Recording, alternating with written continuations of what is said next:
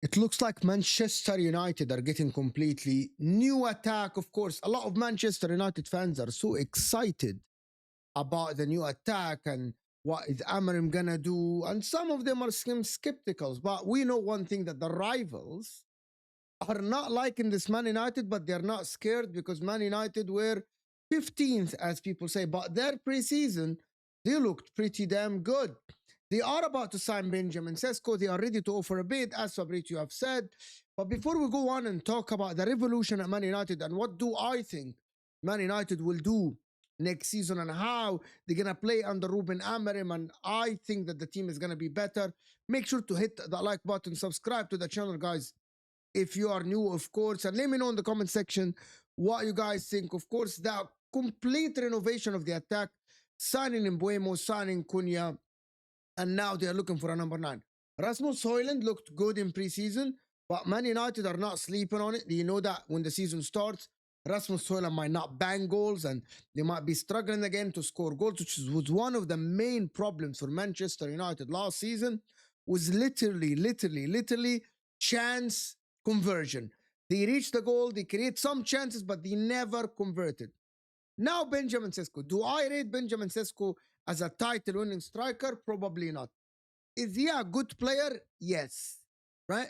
But he's not like a title-winning player. But maybe with the likes of Amorim, who utilized Victor Gyökeres at Sporting Lisbon, made him score abundance of goal, maybe he can use Šeško as the number 9. The guy that is probably worth from 65 to 75 million pounds in total package, as Leipzig want, of course.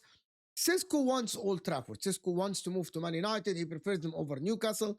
As Fabrizio Romano have said, that Newcastle are ready to pay for RB Leipzig want, and they are ready to pay Sesko the wages, but the guy is not giving them the green light.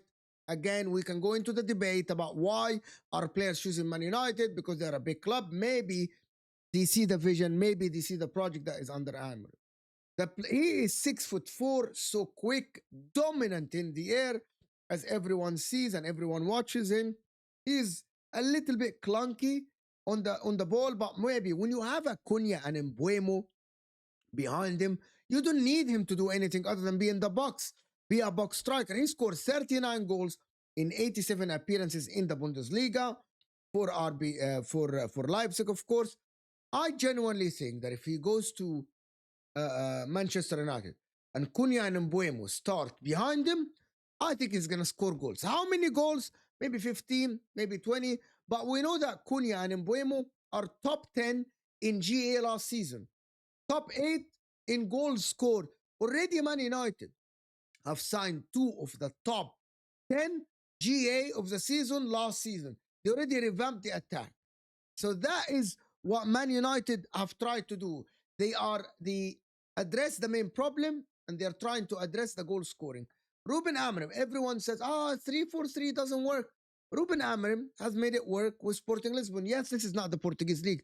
And no one is asking Ruben Amorim next season to win the Premier League.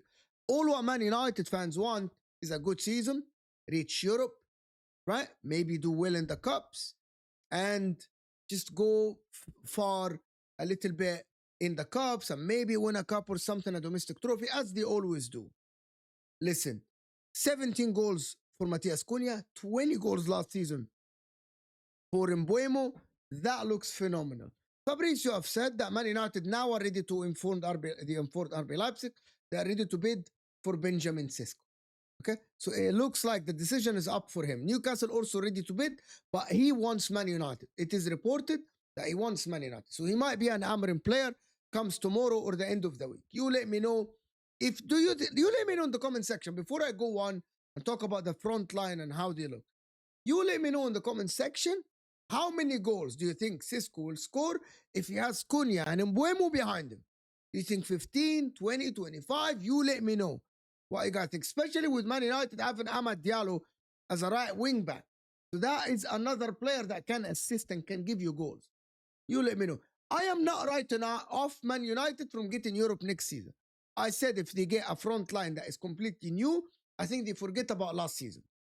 Competition between Benjamin Šeško and Rasmus Højlund is going to be on the table, and I think they both going to improve each other. This front line that, listen, Look at Man United fans. They are hyped. Some Man United fan tweet.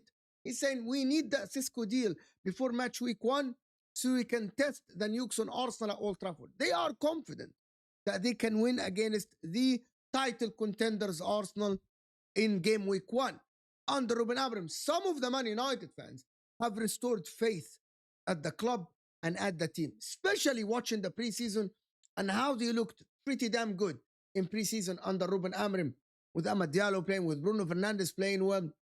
Cunha looked absolutely great. There is another news about Man United. Apart from front line, the midfield, now a lot of people are saying it's a problem. Maybe Man United are targeting a midfielder that nobody is looking at, which is Ederson. But there are other options for Man United, but I don't think that they must sign a midfielder now. Having Bruno Fernandes, Kobe Meno, Casemiro, and Ugarte, that is good enough to ride the season out.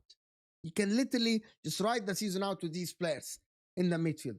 If you're tight enough in the defense, with De Ligt, with Lenioro, Lisandro Martinez is coming back, with Mazraoui, you can literally ride the season with these players. It's not going to be a problem, that midfield, as people think. The people are making it as one of the biggest problems at Man United. I don't think so. When you have an attack like this, I don't think the midfield is going to be the problem. I'm a big fan of Kobe Meno. I think he's a top-notch player. I think he just needs the right partner next to him. And I believe he is going to have a good season in front of him. There is another one. Like, if you look at the lineup of Man United, you look at Diallo, Ugarte, Bruno Fernandes, it might be Kobe Meno, it might be Casemiro, Dorgo as well, and that front line. This is a good lineup, by the way. But you know that it's lacking a goalkeeper. And that is what Man United need to go out and do. Lisandro Martinez, maybe Maguire is going to stay. Having Mazraoui and Maguire as bench players, that is not bad. Lenioro looked good in the first season. Probably in the second season will look better. I'm hoping that the kid develop for Man United, because I want to see a good player like this develop. I don't want his career to go to waste, right? And Ruben Amorim in the 3 at the back, I think it suits Lenioro to the team. Now Man United might be targeting a goalkeeper that is top-notch in Europe. Donnarumma might be leaving PSG, and Man United are the team that are in for him. If Man United get this deal over the line and having a Donnarumma behind the likes of De Ligt and Lisandro Martinez and Lenioro with Mazraoui as well, you cannot tell me that that defense with a goalkeeper is good enough to basically challenge to get to the European places. 5th, 6th, something like this. The tactical switch from Ruben Amorim last season shocked the team. But maybe this season they're getting used to it. And I'm seeing it in preseason. I'm seeing Man United play better football. I'm seeing Man United with now more training sessions, and now they had a time off. I genuinely believe that Donnarumma adding to that defensive line will push the midfield, and the midfield will play better. People underestimate how important the goalkeeper is in your play. It's not only about shot stopping. It's not only about passing. Having the confidence that you have a good goalkeeper behind you literally allows you to move forward. It allows you to move the line up a little bit. It allows the line to be compact. Every line is compact. You're not scared about the goalkeeper. I'm sure that De Ligt last season, every time he was trying to play, he's trying to push Lenioro as well. They are scared that Onana is going to make a mistake. I don't know what happened to the guy. I have no idea what happened to Onana, but he fell off a cliff, and that is not good for Man United.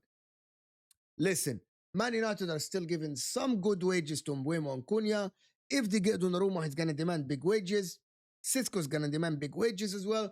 Maybe not like 250, 300K, but it's like within the 150 to 180K. So Man United now are doing the risk and reward thing. They are spending the money, hoping that it will work with Ruben Amorim this season. And they can actually get back to Europe, which is, I think they need to get back to Europe next season if the project is to continue with Ruben Amorim. I don't think that the fans will be patient with Amorim. If the season doesn't start well, I think he gets until December. If he isn't at least 8th or 7th, and they are 10th or 9th, I think the fans will lose patience. We have seen it last season. We have seen it over the years with Man United. Once they drop down the table, fans, they lose patience. You let me know if you think the Ruben Amorim project with this lineup will work next season, or you think that Ruben Amorim will get sacked. I want your opinion as a rival. I want your opinion as a Man United. Make sure to hit the like button and subscribe. And I will see you guys in the next video. And maybe by the next video, Sesko will be a Man United player.